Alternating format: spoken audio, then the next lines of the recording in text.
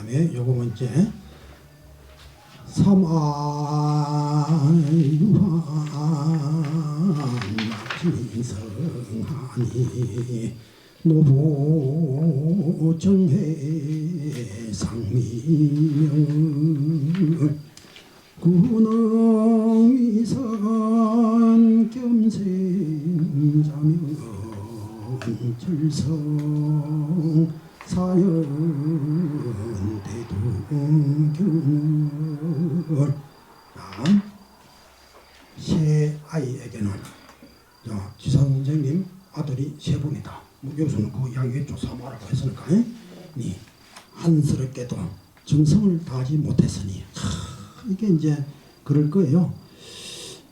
그 독립운동 한다거나 뭐 그런 사람들은 뭐 아이뿐만 아니라 집이 다 절단 났죠, 뭐. 그죠? 그 지나고 보면 개인적으로는 또 이제 자식에게 또 뭔가 그 해안이 있다. 자식을 이제 훌륭하게 그렇게 정성을 다해서 키워내지 못한 거에 대해서 밖에 일하다 보면 거의 뭐 그렇게 돼버리죠. 여하튼 이제 바보 같다기보다 그냥 못난 사람들이 집을 잘 간수해. 잘난 사람들은 어떤 식으로든지 밖에 나간다니까요.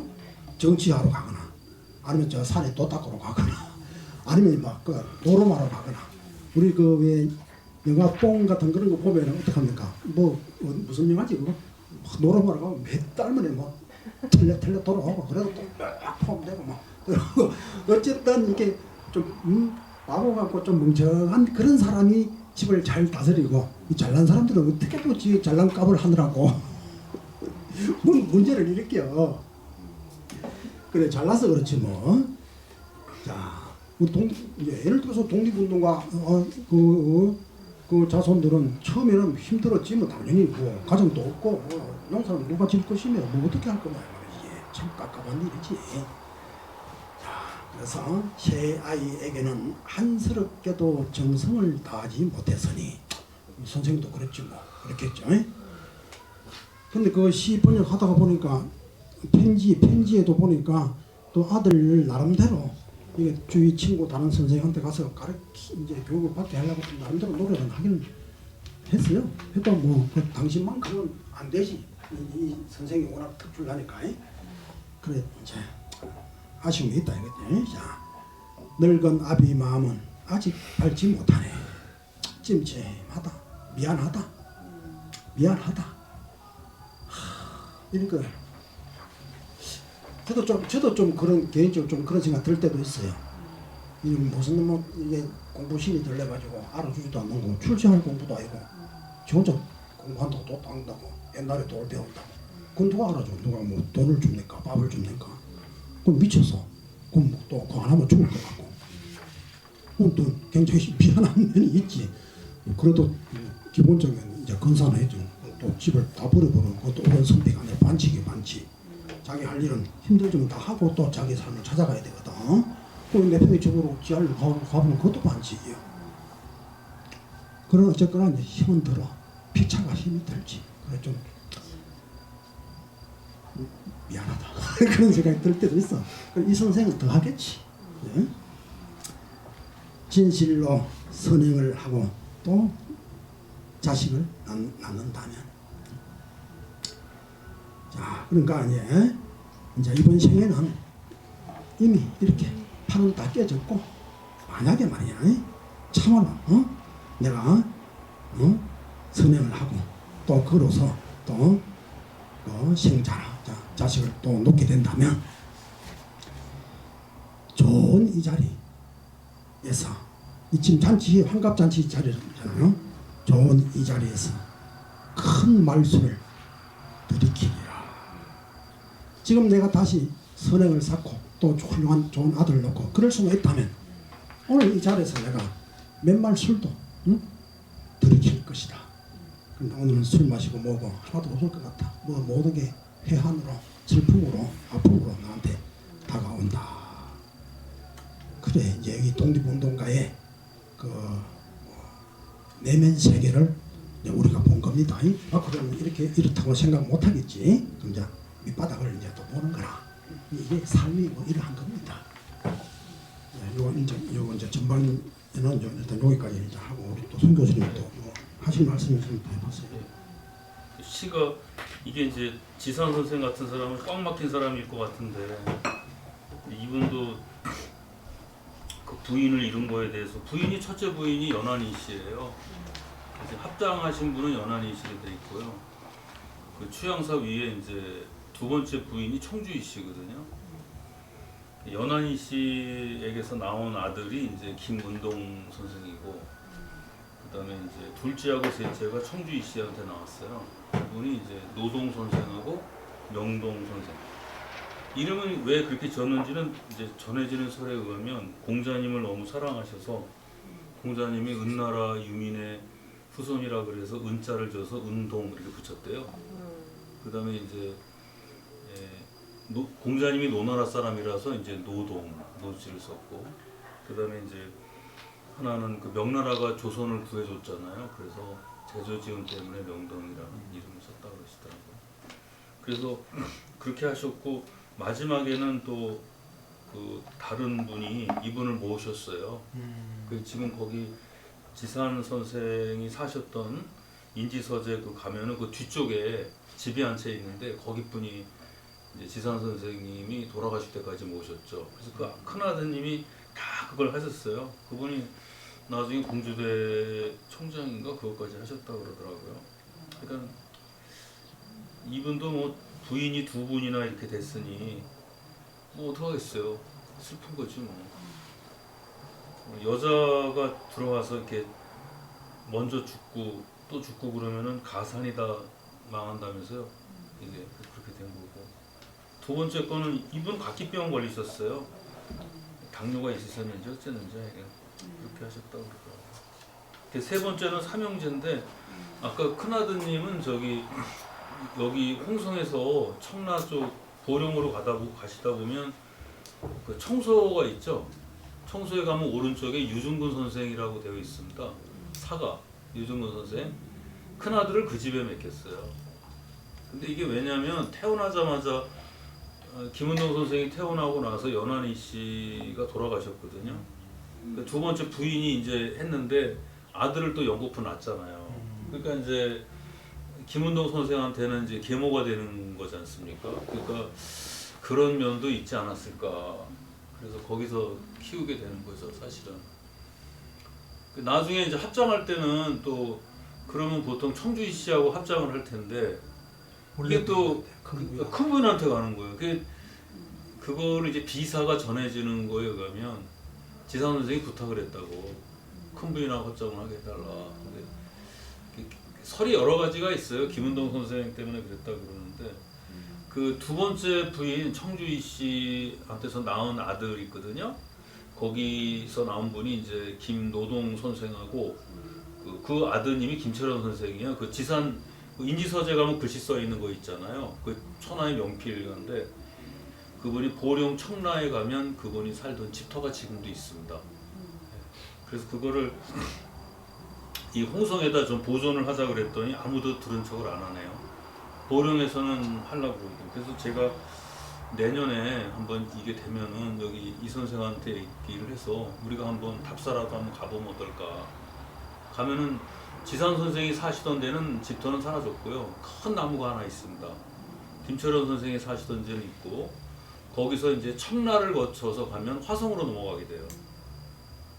화성에 있는 분들이 여길 많이 오셨어요. 지산 선생한테 배우러. 그래서 그런 게 나네요. 아, 이게 참 선비도 이렇게 뭐 어떡하겠어요. 자식을 다 그렇게 했는데 그래도 자식을 잘 키우셨어요. 예, 그래서 이게 이분이 큰아드님은 나중에 유교 구식회를 만드시고 파리장사 할 때도 그 뒷수발 다 들어요. 유교 구식회 하시고 막내 아드님이 김명동 선생님인데 그분은 1927년에 신간회를 할 때 유림 대표로 거기에 이름을 올리세요. 그때 그 곽종석 선생의 문인 그분이 최익한 선생은 영남 문인의 대표로 올리시고 김명동 선생님도 같이 올리십니다. 그리고 그 면후 곽종석 선생의 문인인 그 최한기 선생은 와세다 대학을 나오시거든요. 그리고 월북을 하세요.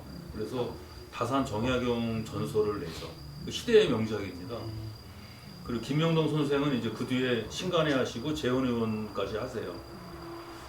근데 사라지죠. 여긴 간제 전후 일파가 다 장악하니까 안타깝긴 하죠. 이게 홍성에서는 대표적인 유학자고 우리나라의 대표적인 유학자였어요. 근데 이분이 이거는 못 보셨겠죠.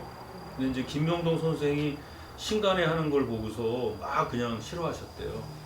그리고 결성에 또 뭐가 있었냐면 형평사라 그래가지고 그 백정들의 그 권익을 보호하는 운동이 굉장히 컸었어요. 결성이. 특히 이게 저기 진주에서 일어났는데 내포 땅에도 굉장히 컸습니다. 결성에.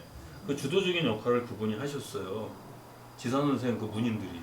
참 그게 이분은 이렇게 했지만은 이분은 꽉 막힌 분이고 그래도 파리 장설 하신 거 보면 대단하세요. 도저히 불가능한데 화서 이학로 선생하고 간제 전후의 문인들은 파리 장설 안 했습니다. 그분들은 안 했어요. 이분만 하셨어요. 이거 뭐 옛날 어른들 다 그렇지 뭐. 한번 생각해 보세요. 그거죠. 외세의 힘을 빌리기 싫다고 그래서 파리장. 그렇죠. 안 했어요. 그런데 지산 선생은 나라를 독립하는데 외세가 무슨 의미가 있냐. 일단 나라를 독립시켜야 되지 않냐. 예. 그렇게 하고 해방이 딱 됐을 때 그 지산 문인들은 전부 다 이렇게 돈 버는 일에 나서요. 이제 나라가 독립했다. 그래가지고 돈도 많이 벌어요. 그리고 잘 삽니다. 그리고 이렇게 농촌 계몽운동도 많이 하시고 그렇게 되고 그 다음에 화서나 간제 문인들은 그냥 죽어라고 공부만 하는 거야. 하나.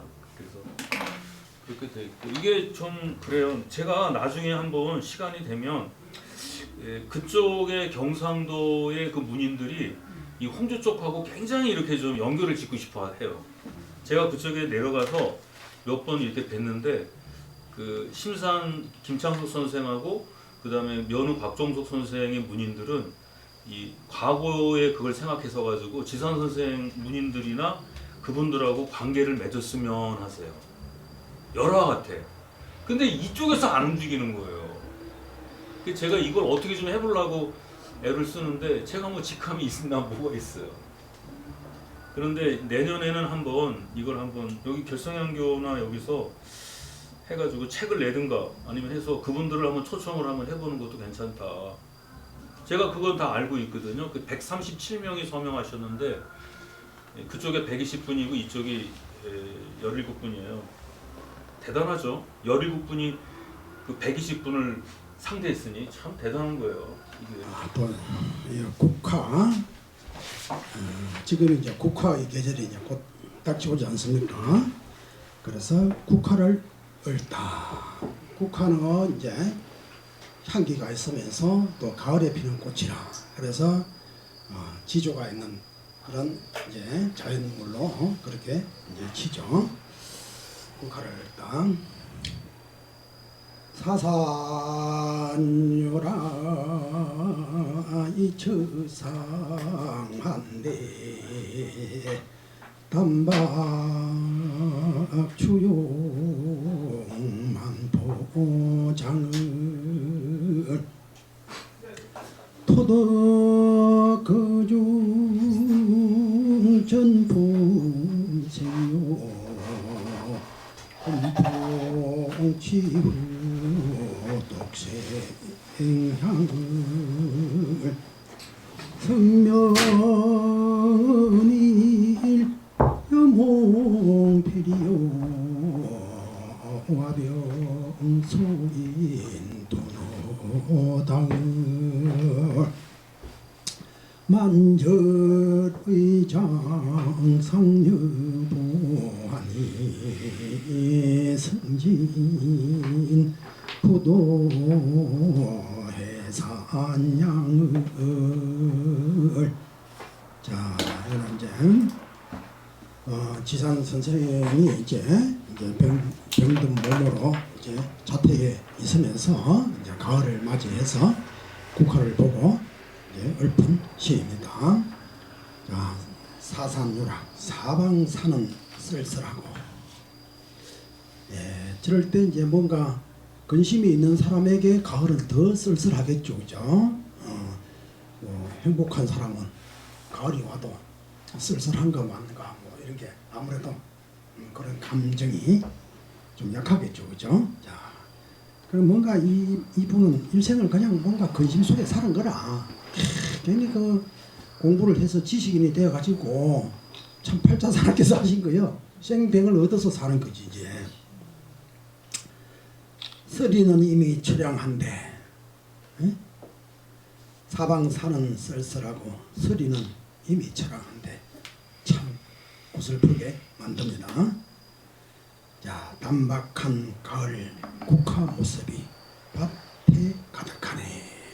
그러니까 이제 산은 쓸쓸하고 서리는 처량하다.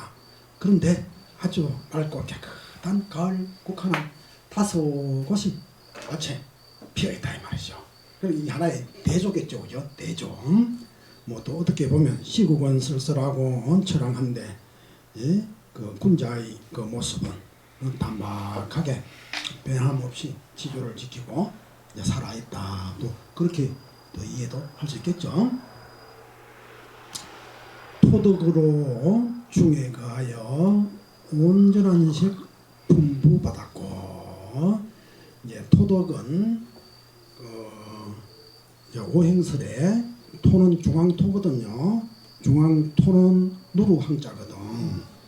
이제 그것도 차례대로 말하면 이제 제일 북쪽은 북방 수예요. 물 색깔은 이제 금정색이고 흑색이고. 이제 그래서 겨울을 담당하는 신을 흑제라고 해. 임금제자. 그 다음에 이제 봄에는 이제 청색이에요. 푸른색. 동방이 그건 동쪽이 됐죠. 그래서 이제 봄을 맡은 신을 이제 청제라 그래. 이제 시인들이 그 청제가 뭐 어떻게 해서 이제 예를 들어 입춘이 됐잖아요. 입춘이 이제 봄은 들어왔지만 여전히 춥죠, 그죠? 입춘이 설 전후, 구정 전후거든. 사실 그때가 제일 추워. 그러면 시를 짓는다고 하면 흑제가, 그는 북방 겨울신이잖아, 그죠? 흑제가 물러갔지만 참 성질이 고약하다. 한 조각 말하자면 태풍을 원자탄을 던져놓고 가는구나 시켜서 시를 그려 지을 수 있겠죠, 그죠? 그럴 때 이제 흑제, 청제 이렇게 써요. 그 다음에 남방 여름은 남방은 덥잖아요. 그걸 이제 붉을 적자예요. 적제라 그래, 적제, 붉을적. 서쪽은 이제 금이에요. 금은 흰색이라. 그래서 서방 금은 이제 칼이거든. 그러니까 속살, 뭔가 쫙 쳐내버린단 말이지. 그러니까 서방 금은 이제 흑제라 그래. 즉 가을이죠. 가을에 모든 게 다 죽잖아. 즉 금기가 침투해서 만물을 다 베어내는 그런 상이죠. 그래서 흰색, 백제. 그런데 가운데는 모든 수, 목, 화, 금이 존재할 수 있게끔 터전의 역할을 해주죠. 토가 없으면 나머지 사행이 붙어질 데가 없어요. 그래서 토덕은 이제 누루황자 가운데를 따지자, 땅이 누루잖아요. 누루황. 그렇게 이제 오행의 원리와 색깔은 이제 저렇게 되죠. 그러니까 국화를 이제 이렇게 본 거죠. 색깔로 볼 때는 이제 그 토덕이라. 그래서 토덕으로 중에 가하여, 가운데 중자로 했죠. 중에 가하여 온전한 색 분부받았고, 즉 온전한 색은 이제 모든 색의 가장 기본이 되는 것이죠. 토 없으면 나머지 수, 목, 금, 화는 이렇게 붙어 있을 곳이 없잖아요, 그죠? 그래서 온전한 색, 기본이 되는 색, 모든 것을 감싸는 색. 그래서 온전한 색이다 이렇게 해서요. 이 국화를 넣은 거예요. 국화꽃이 노랗죠, 노란 꽃. 그 다음에 금풍도 이야기해. 금풍이 불어온 후에 홀로 향기를 발산하네. 금풍은 서방금이거든. 서방금이 아까 가을이라 그랬죠. 그러니까 만추다 말이요. 이제 중추되면 국화가 이제 누러지죠, 그죠? 금풍이 불어온 후로 홀로 향기를 발산하네.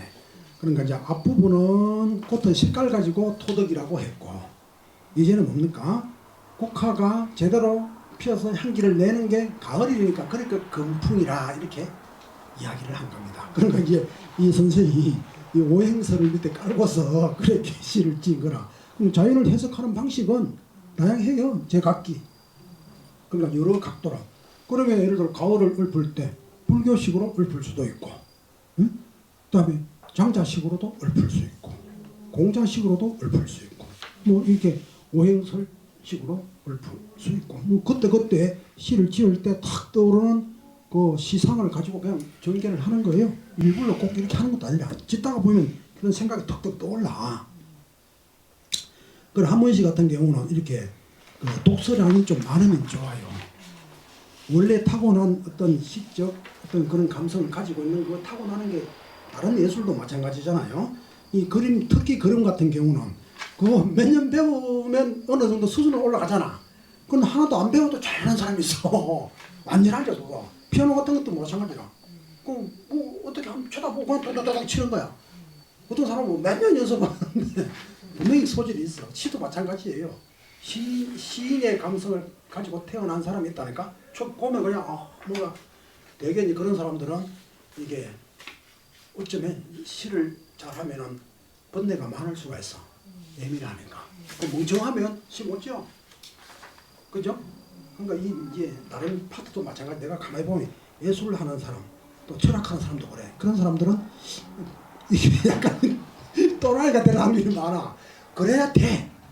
멍멍한 태평스럽게 그게 뭐가 깨달음이 오는 것도 아니고 무슨 영감이 떠오르는 것도 아니고 멍멍하게 그냥 뭐 밥 먹고 사는 뭐 소하고 좀 비슷하지. 그 뭔가 특출한 사람들 뭔가 다 사람들이 약간 사이코 기질이 있는 것 같더라고. 보통 사람이 아니야. 그죠? 아이고. 자, 은일로 이름 지은 것은 주름교의 붓이요. 은일은 이게 이제 밑에 줄을 보면 5번 줄을 한번 봐보세요. 은일.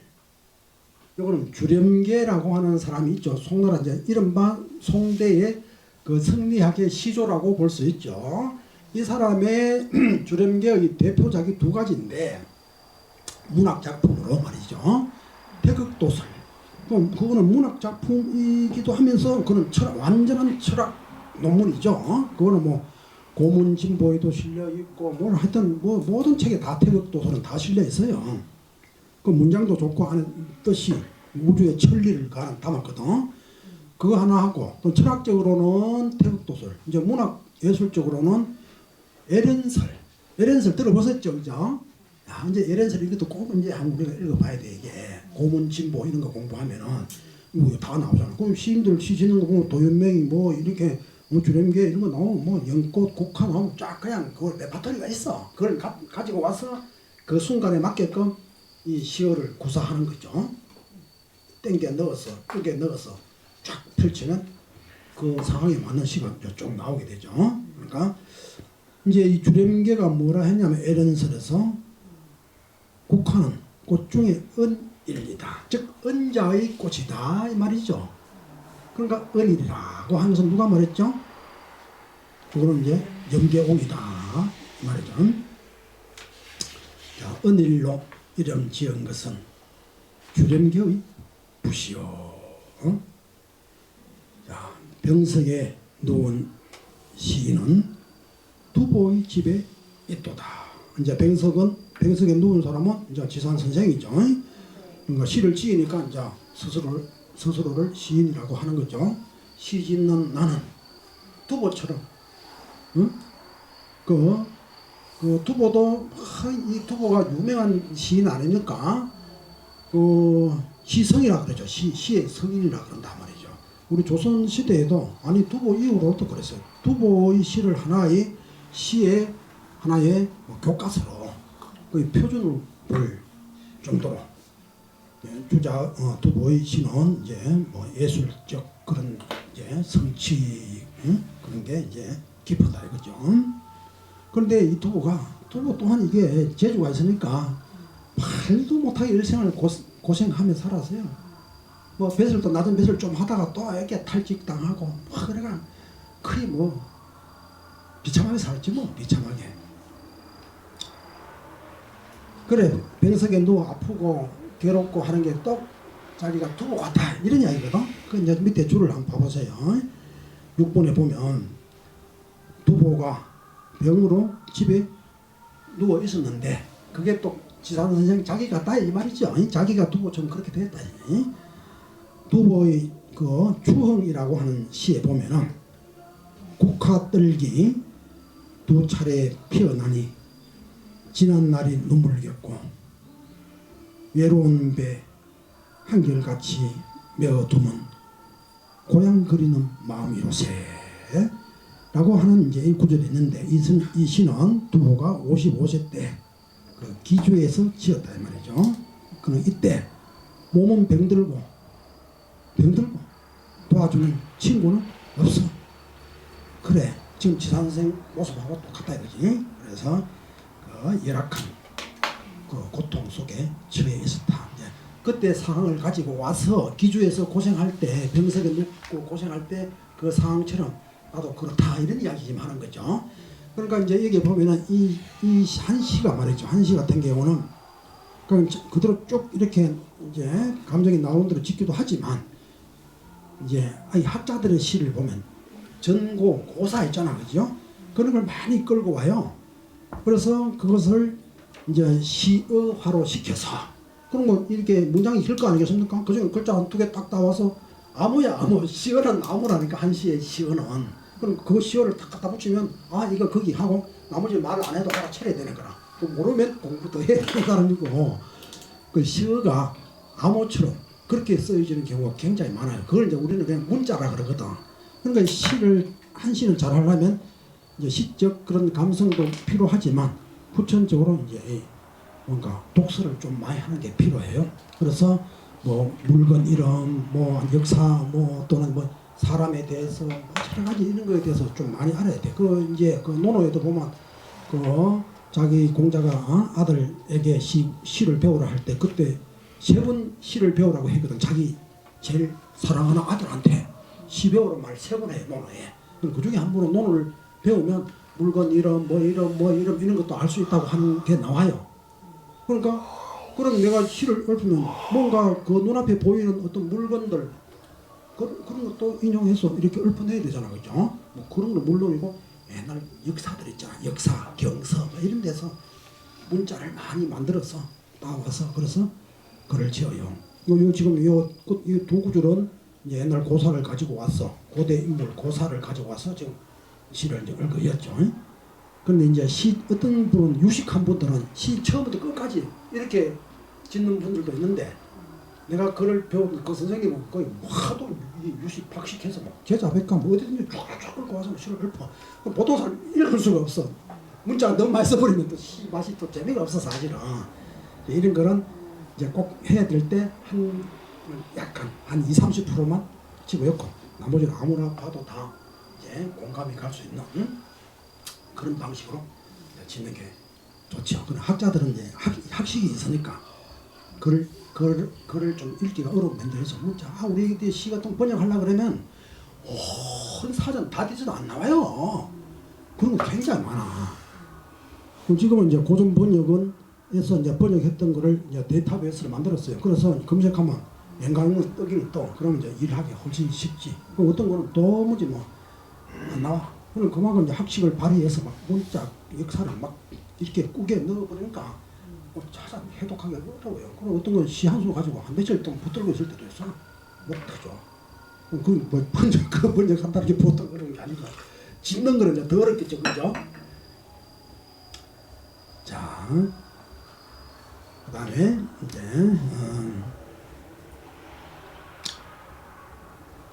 앞에서 이제 언일로 이름 지은 것은 유령계 부시요.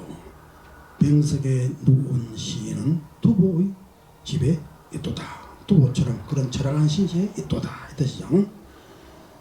늦게까지 버티는 절개 서로 지키려 작정하니 저 국화도 가을설이 내려도 지지 않는 것처럼 나도 저 일본도 마무리 1000명 10,000명 와봐 나는 한국 안 한다 이거야.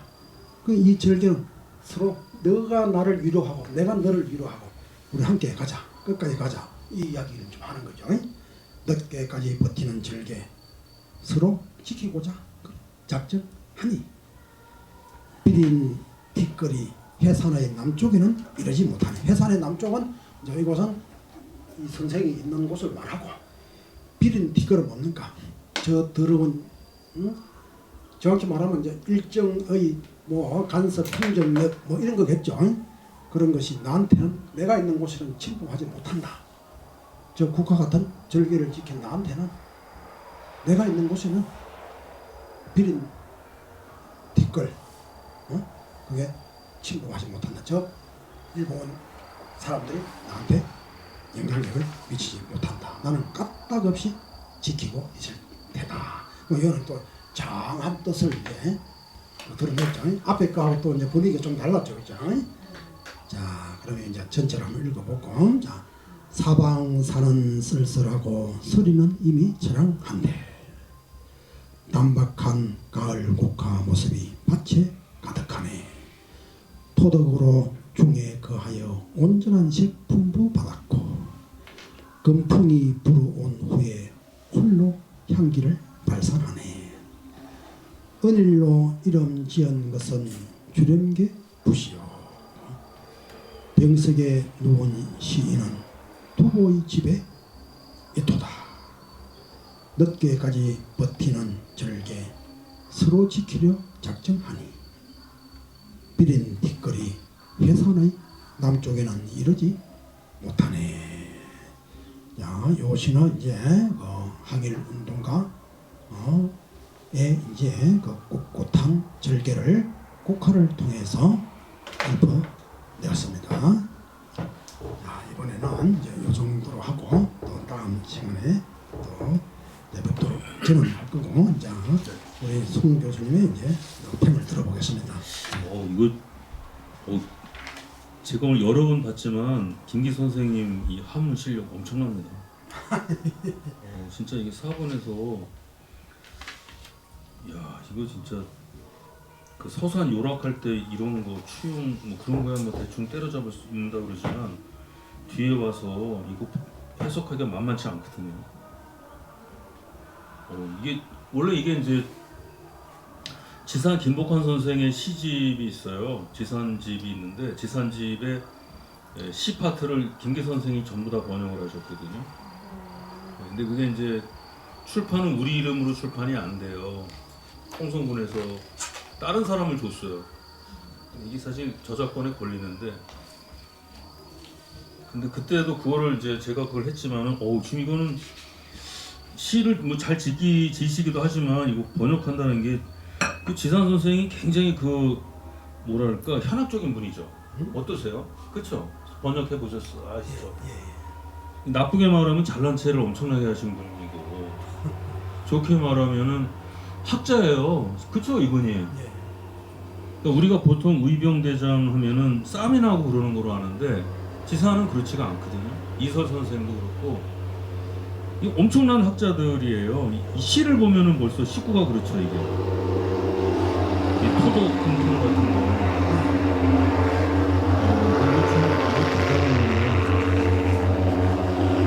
이거 저도 동양 철학을 하지만 저도 이런 거는 잘 못해요. 그러니까 오늘 김기 선생님은 한문 시니까 엄청나네. 작가에서 하는 게. 진짜. 그 마지막 문구 같은 경우 있잖아요. 만절하고 디귿내야 그런다 치는데 의장 상여고 좀 못하겠더라고요. 마지막에 또 그 7번째 있잖아요. 만절 의장 상여고. 그냥 이거 던져주면은 못할 것 같아요. 저는 이거 안 해. 이거 집어 던질 것 같은데. 대단하시죠. 그러니까 내용은 그렇고요. 이게 이제 그 지산 선생님 근데 이분의 시가 다 이렇게 돼 있지 않나요? 전부 다 꼭 주변 사람들하고의 자기 환경하고 관련지어서 다 하셨죠 이건요. 대부분 그렇죠. 대부분 그렇죠. 시라는 것은 뭔가 이제 촉발시키는 게 있기 때문에 이제 그걸 이제 읊어내는 거 아니겠습니까? 그리고 주변 인물들 또 자기가 맞닥뜨린 상황들 그걸 이제 드러내는 게 시니까 주변 사람들에 대한 이렇게 주고받은 시도 또 많이 있어요. 순수한 어떤 유미주의적인 그런 건 아니고 아, 그건 아니지. 네. 뜻을 담고 뜻을 유학자의 시, 담고, 유학자의 시라고. 유학자의 시죠. 예. 한번 내년에 그 김기 선생님께 한번 그 저걸 부탁을 좀 드리고 싶더라고요. 시간이 어떻게 될지 모르는데 그 저기 그 경문 썼다는 거 있잖아요. 그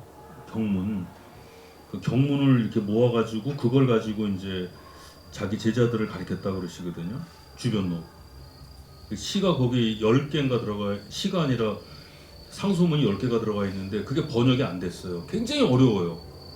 그래서 학자들이 잘 못하거든요.